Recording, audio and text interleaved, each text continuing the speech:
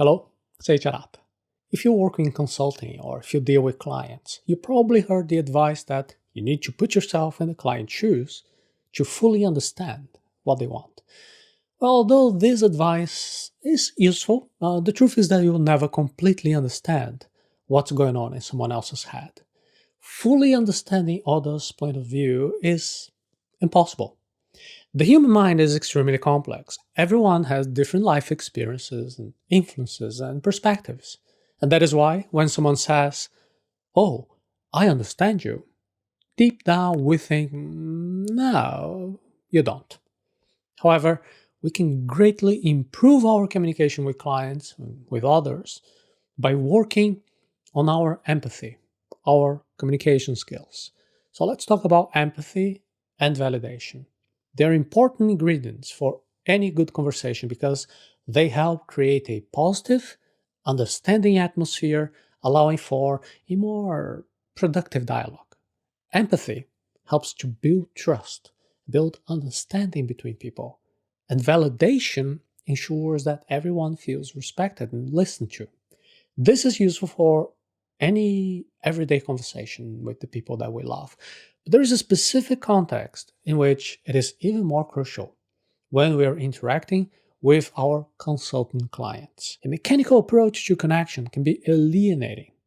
Because when you say that you understand someone or you understand people, it can have the opposite effect. For example, as a service provider who relies on communication, it is essential to build empathy with your clients. You probably already know this, but the problem arises when you follow some mechanical, superficial tip to use some ready-made sentences like, "Oh yes, I totally get you." When you do that, when you say, "Oh, I understand you," most of the time your client will think, "No, you don't." So the improper use of declarations that you understand people can actually cause awkwardness and have the opposite effect. I know that this is different from what you're used to hearing, but don't worry, I'm here to help. It can be challenging to work on building empathy with someone that you don't fully grasp their perspective. And there is an entire branch of psychology called positive psychology that has fascinating studies to help us to better understand how people work.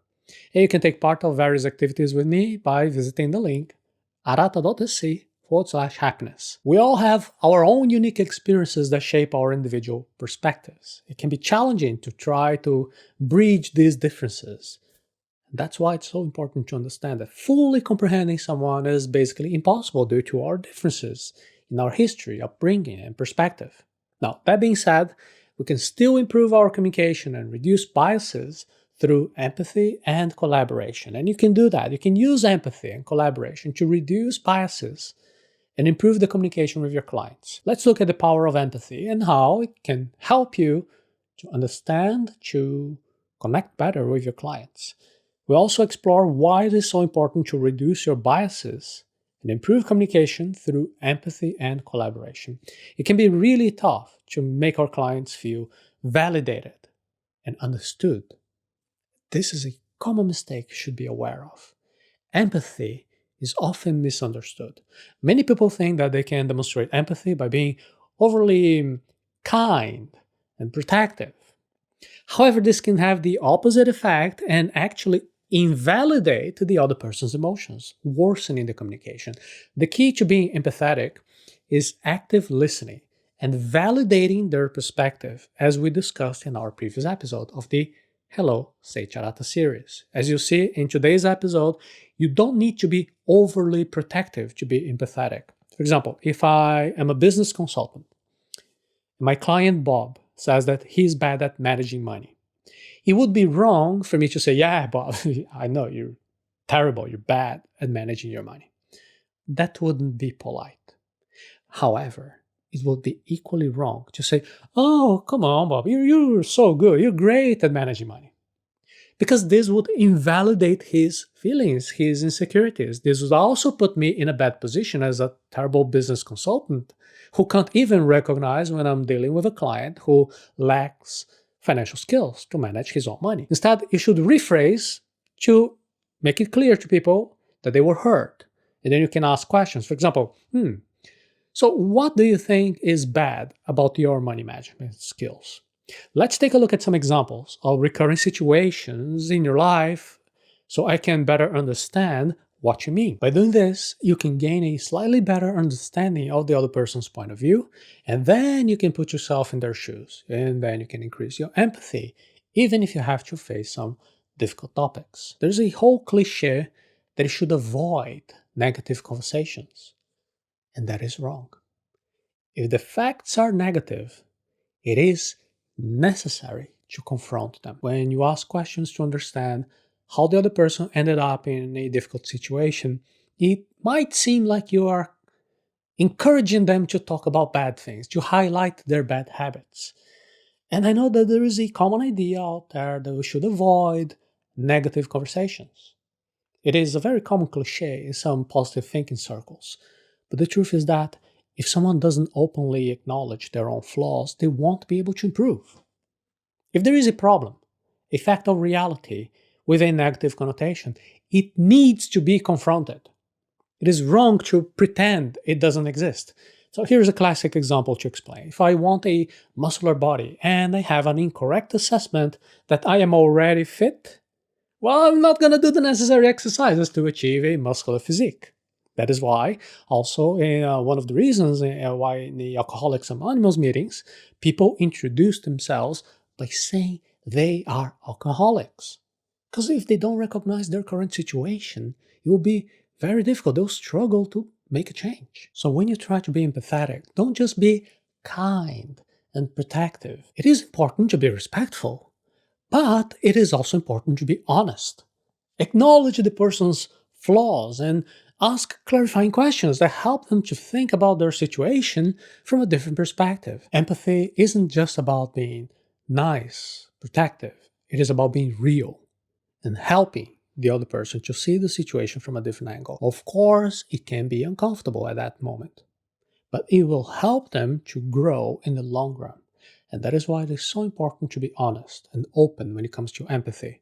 So don't be afraid to ask questions and challenge the other person's perspective. It might cause a little bit of a discomfort, make you unpopular in the short term, but it could lead to a better outcome and a stronger relationship in the long run. Breaking through the social mask can deepen relationships and increase the understanding. Sometimes it takes more than just active listening and even getting to know someone to truly understand them, because we're all using this social mask that hides our true feelings, our thoughts. This mask is made of taboos, expectations, and fears, all types of stuff from our past experiences. Breaking through this social mask can be a powerful way to understand the other person, but it takes a lot of courage and understanding to do it right. For example, imagine that you're talking to a retired man who's always complaining about the government, but also says, oh, he's a proud taxpayer.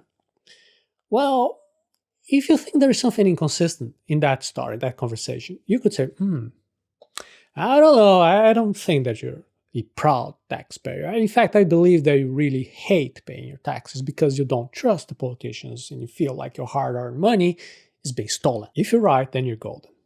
You've just provided powerful validation by understanding the other person better. But be very careful here.